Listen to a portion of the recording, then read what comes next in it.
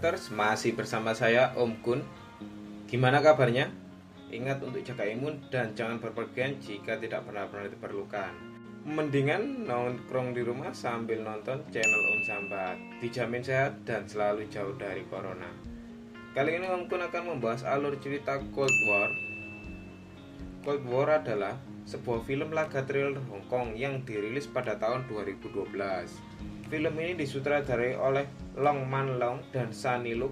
Ini dia orangnya. Judul film Cold War ini berasal dari nama kode yang digunakan dalam film ini. Film ini memenangkan 9 penghargaan termasuk aktor terbaik, film terbaik, sutradara terbaik, dan skenario terbaik. Tanpa banyak spoiler di awal, siapkan handsfree, roti, kopi, rokok, sarung, kemul, bantal, guling, kipas, remote, dan asbak. Dan without ngenteni long again, langsung saja.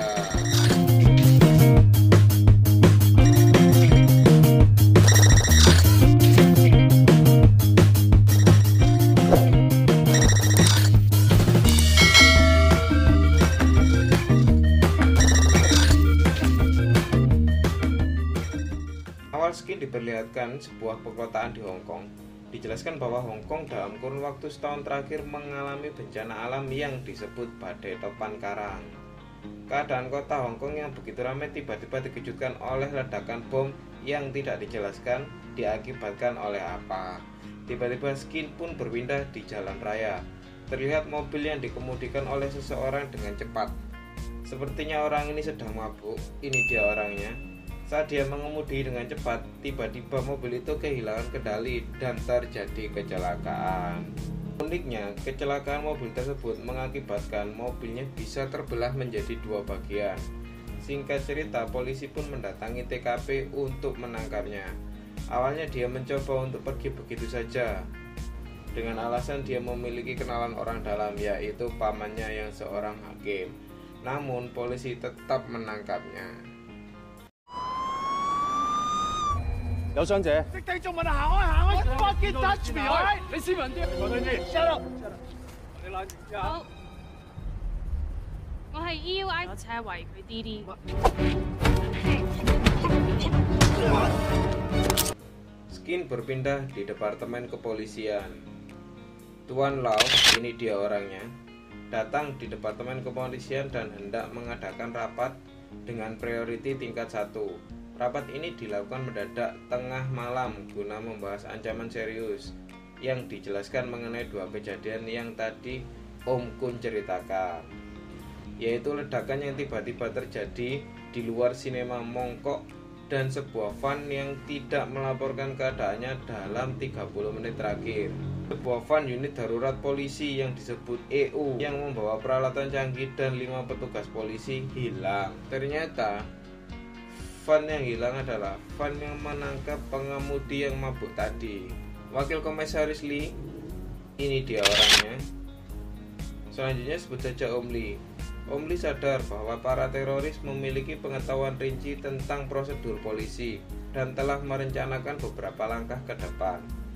Karena teroris dengan mudah menculik 5 petugas polisi dan mengamankan van EU, dia melimpahkan kesalahan pada direktur IT. Ini dia orangnya. Dia adalah Ato. Ketika Om Lee bertanya bagaimana ini bisa terjadi, Ato ragu untuk menjelaskannya. Wakil Komisaris Lee marah karena para teroris bisa dengan mudah menghilangkan mobil van EU tanpa jejak.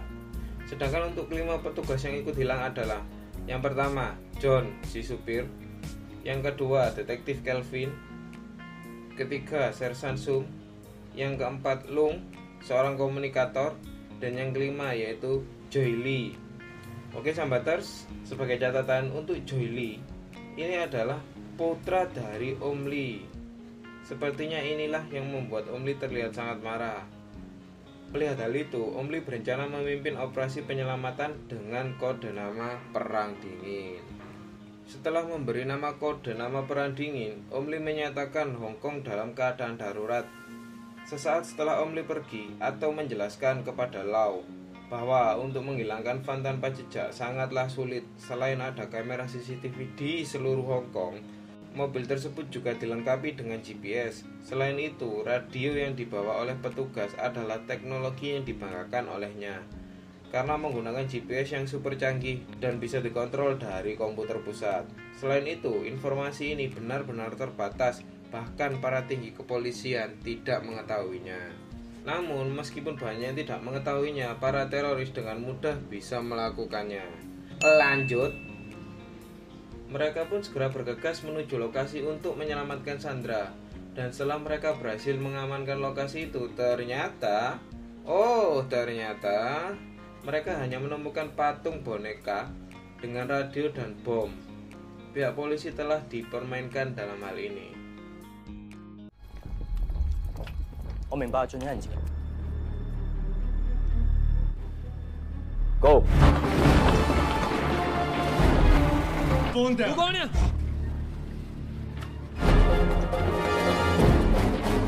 身邊有假人，有燒路寶，有炸彈。自己好有信心，香港保持。Skin pun berpindah ke kantor pusat kepolisian Hong Kong. Lau hendak melakukan penyelidikan mendalam dengan komisaris mengenai kasus pembajakan ini. Dia mencurigai bahwa kasus ini sangat berhubungan dengan Om Lee dan juga anaknya. Untuk itu, Lau meminta beberapa dokumen yang hanya bisa diakses oleh komisaris. Di sisi lain, Vincent, ini dia orangnya, dia membuka kotak misterius dengan menggunakan sebuah robot. Ternyata, di dalam kotak itu terdapat memori dan juga telepon. Ternyata memori itu berisi video dari teroris yang merekam Sandra dan membuat janji bahwa mereka akan menghubunginya sebelum jam 3 sore. Maksudnya teroris ini akan berusaha untuk menghubungi pihak kepolisian sebelum jam 3 sore ya guys. Lanjut, melihat video itu, rekan Lau, ini dia orangnya, menganjurkan untuk menginformasikan kepada komisaris dan juga Om Lee. Singkat cerita, Lau membagikan informasi mengenai video itu. Mereka menghitung berapa kerugian yang akan diterima oleh pihak polisi, yaitu sekitar 90 juta. Tak lama kemudian, teroris melempar seseorang dari mobil van ke depan rumah sakit. Ternyata itu adalah John, si supir. John ditemukan dalam keadaan terluka, namun dia masih hidup. Karena Om Lee berulang kali disesatkan oleh teroris dan gagal mendapatkan hasil, Lau percaya bahwa Om Lee bertindak terlalu gegabah. Karena salah satu anggota polisi yang diculik adalah putranya sendiri, sehingga itu sangat berpengaruh dalam pengambilan keputusannya. Ya sahabaters, jadi di sini kita benar-benar melihat Om Lee ini sangat emosional dalam pengambilan keputusan. Lanjut, setelah berkonsultasi dengan Inspektur Kwang, ini dia orangnya. Inspektur Kwang adalah tangan kanan dari Om Lee. Dia juga berpikir bahwa Om Lee mengambil tindakannya terlalu ekstrim.